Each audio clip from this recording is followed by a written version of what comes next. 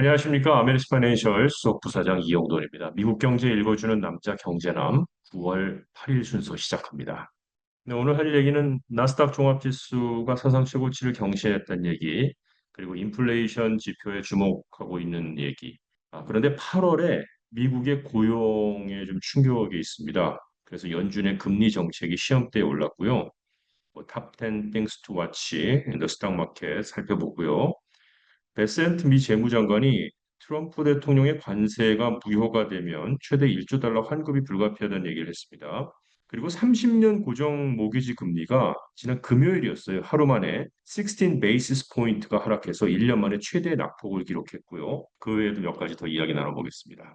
나스닥 종합지수가 사상 최고치를 기록하면서 이번 주에 예정된 인플레이션 관련 주요 지표 발표를 앞두고 상승세를 보였습니다. 기술주 중심의 나스닥이 0.8% 오르며 장중 기준 새로운 사상 최고치 세웠습니다. S&P 500 지수는 0.4% 상승했고 다우존스 산업평균 지수는 67%포인트 올랐습니다. 이 상승세는 반도체 업체 브로드컴 주가가 4%가 뛰고 인공지능 AI 대표주인 엔비디아가 약 2% 반등하면서 이끌었는데요. 엔비디아는 최근 한 달간의 급락세를 일부 만회했습니다.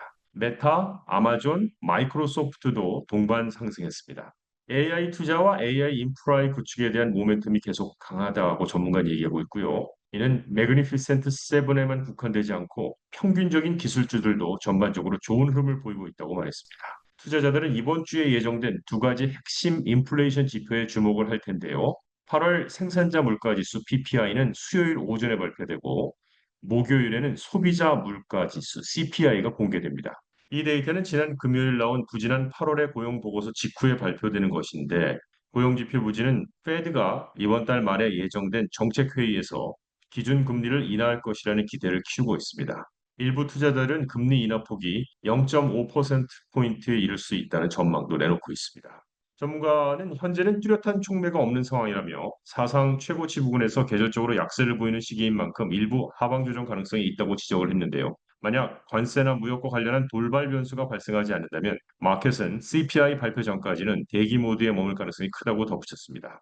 마이클 윌슨 모건 스탠리 전략가는 약한 고용 지표는 미국 경제가 점진적 침체에서 점진적 회복으로 이동하고 있음을 시사한다면서 단기적으로는 통화정책 대응의 강도가 리스크 요인이 될 수 있지만 연말과 내년까지는 강한 랠리가 이어질 것이라고 전망했습니다. 자, 이 모건 스탠리 전략가가 이렇게 얘기했어요. 약한 고용 지표가 미국 경제의 점진적 회복이라고요. 얼핏 보면은 좀 모순이죠. 보통은 약한 고용은 경기 둔화, 침체 신호로 이해하는데 이번에는 반대로 약한 고용 지표가 미국 경제의 점진적 회복이라고 이 사람은 얘기한 겁니다. 그 이유를 잠깐만 보면은요, 고용 지표가 예상보다 약하면 경제 과열 우려가 줄어든다는 겁니다. 자, 이는 연준이 금리를 더 빨리, 더 크게 인하할 명분을 주는 거죠. 그렇다면 금리 인하가 되면 어떻게 되느냐? 기업 투자와 소비를 자극하고 경기 회복, 리커버리 기대가 강화된다는 겁니다. 즉 고용이 부진한데 연준의 완화 정책을 쓰고 시장과 경기에는 긍정적이라는 해석이 된다는 얘기죠. 그래서 여러분들이 리세션 하면은 경기 침체 뭐 이렇게 얘기하잖아요. 근데 롤링 리세션은 다르다는 겁니다. 롤링 리세션은 경기 전체가 동시에 침체하는 게 아니라 산업 지역별로 돌아가면서 침체를 겪는 상황을 뜻합니다. 그러니까 이미 일부 업종은 침체를 좀 겪었고 고용도 약세 신호가 나왔다. 그러면 경기 조정이 필요한 부분은 이미 조정이 됐다는 얘기고 그렇게 되면 조정 국면을 지나서 회복 단계로 넘어가고 있다. 이렇게 해석이 돼서 결국에는 지금 약한 고용 지표가 점진적 회복, 롤링 리커버리라고 모건 스탠리의 전문가가 이야기를 한 것입니다. 한편 S&P 500 지수는 최근 사상 최고치에서 불과 0.8% 낮은 수준에 머물고 있고요. 나스닥과 다우지수 역시 최고치 부분에서 거래가 되고 있습니다. 8월 비농업 신규 고용이 시장 예상보다 크게 부진하면서 노동시장 둔화가 현실화됐습니다. 비농업 신규 고용은 2만 2천 개 증가에 그쳐서 전문가 예상치 7만 5천 개를 크게 밑돌았습니다. 실업률은 4.3%로 상승했고 2021년 이후 가장 높은 수준을 기록했는데요. 특히 6월 고용 수치는 1만 3천 개로 하향 수정돼서 코로나 이후 처음으로 월별 고용 감소가 확인됐습니다. 이번 고용지표 충격은 페드 정책에 즉각적인 영향을 미칠 전망입니다. 연준은 노동시장을 견고하다고 평가했지만 이번 수치로 기존 판단이 흔들리며 9월 중순 예정된 FOMC 회의에서 0.5%포인트 금리 인하 가능성까지 제기되고 있습니다. 연준이 이제 상처를 봉합해야 할 때라고 CNBC는 보도하기도 했습니다. 한편 무역과 정치적 변수도 시장을 불안하게 하고 있는데요. 스캇 베센트 재무전략가는 미국이 부과한 특정 관세가 불법으로 판정될 경우 막대한 환급 사태가 발생할 수도 있다고 경고했고요. 트럼프 대통령은 EU가 미국 기업에 부과한 벌금을 무효화하기 위해 새로운 무역 조사를 시작하겠다고 밝혔습니다.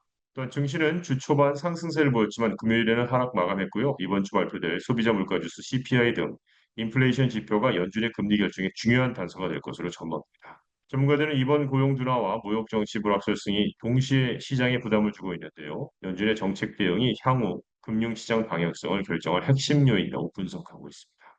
반면 AI 확산으로 입문 단계 일자리가 급감하고 있다라는 얘기입니다. 전통적 경력 사다리가 위협을 받고 있다라는 기사인데요. 미국에서 AI 확산으로 엔트리 레벨 일자리가 빠르게 줄면서 전통적인 경력 사다리의 위협을 받고 있다라는 기사입니다. CNBC에 따르면 2023년 1월 이후 미국 내 초급 일자리 공고가 35% 감소했고요. 2024년 사이 신입 채용이 영업, 마케팅, 엔지니어링 등 전 부문에서 절반 수준으로 줄었습니다. 요즘 대학 졸업하고 집에서 있는 우리 아이들이 많다라는 푸념이 주변에서 들리고 있는데 아마 이런 것이 그 영향을 미치고 있는 게 아닌가 보는데요. 과거 HP, 월마트, GM 등 주요 기업 CEO들은 콜센터 상담원, 트럭 하역, 생산 라인 근무 등 초급 일자리에서 출발했습니다. 엔트리 레벨에서 출발했다는 얘기죠. 그런데 AI가 단순 반복 업무를 대체하면서 이러한 경력 사다리의 상징적 단계가 사라질 가능성이 커졌다는 겁니다. 향후 AI가 초급 일자리의 50%를 대체할 수 있다고 전망을 하고 있는데요. 신입 구직자들은 더 높은 수준의 직무에서 출발해야 하며 대학 졸업 전 AI 관련 기술 습득과 업스킬링이 필수로 요구된다고 합니다. 전문가 의견은 엇갈리고 있습니다. 시카고대 한 교수는 AI의 고용, 임금 영향이 제한적이라고 분석한 반면 또 다른 교수는 장기적으로 슈퍼지능 AI가 모든 직업을 대체할 가능성을 경고하고 있습니다.